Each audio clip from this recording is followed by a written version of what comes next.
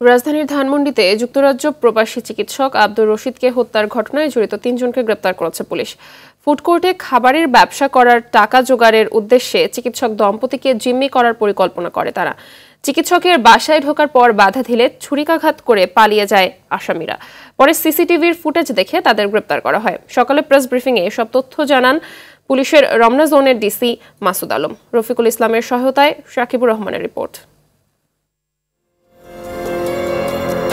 15 November বাংলাদেশে বংশোদ্ভূত যুক্তরাজ্যের প্রবাসী চিকিৎসক আব্দুর রশিদের ধানমন্ডির বাসায় ডাকাতি করতে আসে দুর্বৃত্তরা।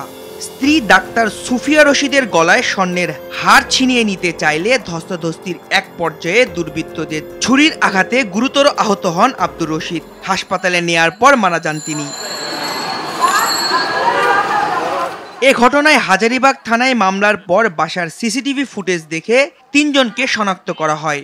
2 সপ্তাহ পর জড়িত 3 জনকে গ্রেফতার করে পুলিশ। গ্রেফতারকৃতরা হলেন নাইম, রিফাত ও শাওন।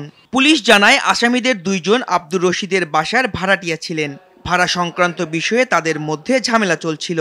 তো ধস্তাধস্তি একটা পর্যায়ে নাইম যে ছিল তার কাছে চাকু ছিল, সে চাকুটা কয়েকটা জায়গায় আঘাত করার পরে যখন সে নিস্তেজ হয়ে পড়ে তখন তাড়াতাড়ি করে, এর মধ্যে তো ওই মহিলা চিৎকার চেঁচামেচি করলে আশেপাশের লোকজন হয়তো বা জেগে যাবে এই ভয়ে তারা দ্রুত পালিয়ে যায়। তো পরবর্তীতে আমরা আমাদের যে মেকানিজম দিয়ে আমরা বিভিন্ন সূত্র এবং গোপন সংবাদ এবং আমরা ভাড়াটিয়াদের তথ্য নিয়ে আমরা কিন্তু এটা ঘটনাটা আমরা রহস্য উদ্ঘাটন করতে পেরেছি এবং এই 3 জনই প্রাথমিকভাবে 3 জনের যে এই ঘটনার সাথে সম্পৃক্ততা, এটা সরাসরি যে সম্পৃক্ততা এটা স্বীকার করেছেন।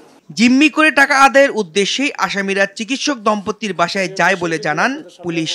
যে মার্ডার ফর গেইন যেটা তারা হচ্ছে এখান থেকে কিছু টাকা পয়সা পাবে, যেটা দিয়ে তারা ব্যবসা পরিচালনা করবে, এরকম এটা তাদের প্ল্যান ছিল 3 জনের মধ্যে।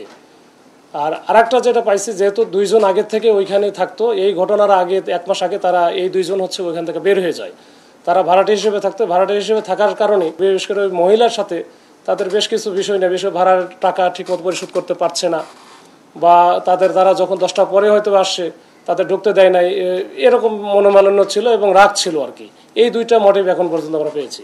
গ্রেফতারের পর আসামিদের আদালতে পাঠানো হয়েছে। শাকিবুর রহমান, RTV, ঢাকা।